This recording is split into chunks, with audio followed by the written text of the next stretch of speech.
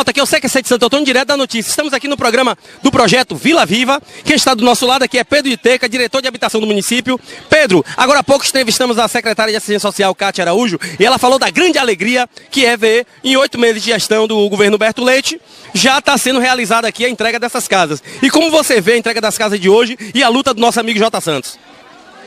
Bom, CQC, para mim o importante disso tudo é ver essa família realmente saindo do sofrimento, da área de risco, de aluguel, passando muita dificuldade e vindo ganhar um empreendimento tão importante como é o programa Minha Casa Minha Vida, aqui do J. Santos, que é o da Associação de Apoio ao Sem Teto.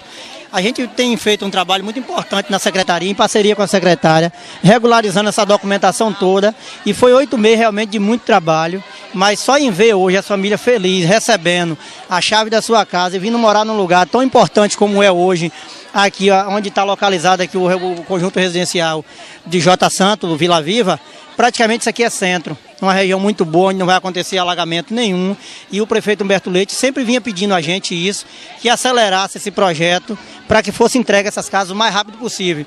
E a gente encontrou uma resistência muito grande, com a dificuldade de lista, de documentação de pessoas que realmente não tinha nem condição de regularizar a documentação, mas o social abriu as portas e a gente encaminhou essas famílias para a SEDU, para a Caixa Econômica, e graças a Deus o resultado é isso. Parabenizar o prefeito Humberto Leite, a J. Santos, que é presidente do Sem Teto, a secretária Cátia, e a gente está cumprindo aqui o que Deus...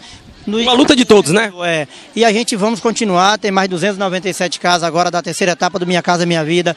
Já em fase final, a empresa entrega as casas agora a gente, no dia 30 de agosto. E a gente tem até 30 de setembro para poder fazer essa entrega. Vai ser mais um outro evento muito grande em Santo Antônio. E é isso, eu acho que o prefeito Humberto Leite começa mostrando que realmente ele está preocupado com as famílias, que o povo de Santo Antônio de Jesus, que acreditou na campanha de Humberto, durante a campanha de Humberto, nas promessas de campanha, está sendo cumprido a cada dia que passa. E eu acho que a felicidade é muito grande, tanto do prefeito como do povo de Santo Antônio de Jesus. Pedro, muito obrigado, viu? E Deus abençoe aí esse grande empreendimento. Obrigado a vocês. Um abraço a todos. Tchau.